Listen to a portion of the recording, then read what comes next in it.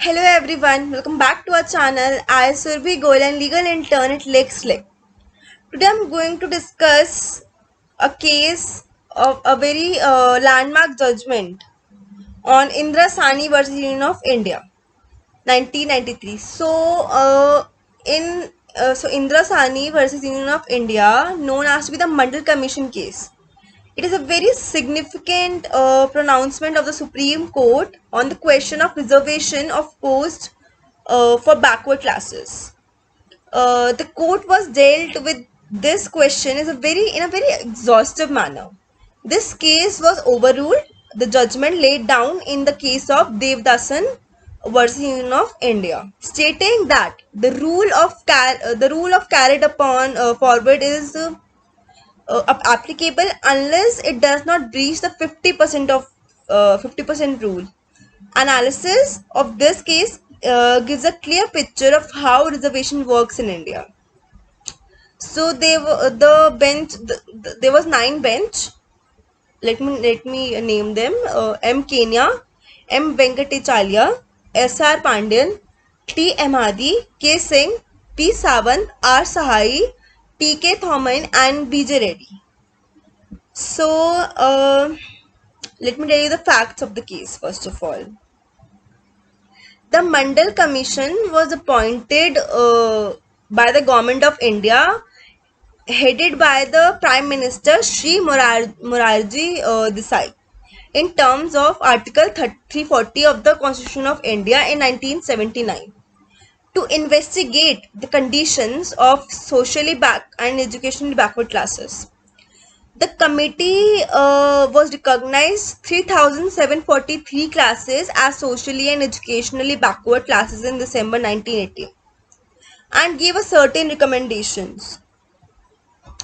One of the major recommendations made by the commission was that beside the scheduled caste and scheduled tribes for other backward classes, which constitute nearly 52% component of the population, 27% government jobs be reserved so that the total reservation for all SCs, STs and OBCs amounts to 50%.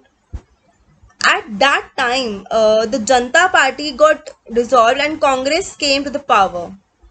They did not implement the recommendation until 1989. In 1989, the Janata Party came to power and they issued an office memoranda in order to implement the recommendations of the committee. But there were violent protests throughout the country for 3 months, resulting in damage to person and properties. So, a writ petition was filed in October 1990, challenging the legitimacy of the office memoranda. Later, the Janata Party again collapsed and Narishma Rao assumed office and he introduced economic criterion by providing importance to the poorer section of social and educationally backward classes. From that, 27% and also inserted 10% reservations to educationally backward classes of the higher caste people. The five bench referred the matter to a special constitution bench of 9 judges in view of the importance of the matter to finally settle the legal position relating to the reservation. Ultimately, the constitutional validity of the memorandum came to be questioned in the Supreme Court through several writ petitions. The question of the constitutional validity of the memorandum was considered by a bench of 9 judges. 6 opinions were delivered. The leading opinion was delivered by Jeevan Reddy, justice, on behalf of himself, Kanya, C.J. Venkatachalya, and Ahmadi. Just, 2 judges, Pandian and Sawant, in separate opinions, concurred with Reddy, justice. 3 judges, Thoman, Kuldeep Singh, and Sai, in separate opinions, dissented from Reddy, Justice Reddy, on several points. So there were 4 issues raised in this case. First, whether the classification made is on the basis of economy or caste. Second, whether the Article 16 clause 4 is an exception, Article 16 Clause 1 or not. Whether in Article 16 Clause 4, backward classes are similar as socially and educationally backward classes in Article 15 Clause 4 or not. And fourth, whether the classification made under the backward class as a backward class and most backward class is valid or not.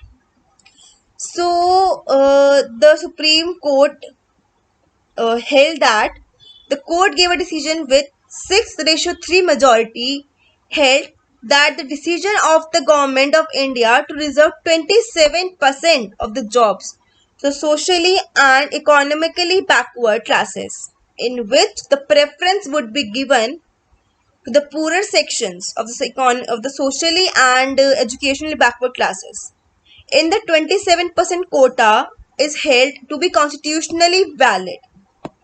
By this, the court thought the creamy layer among the socially and economically backward classes would be eliminated.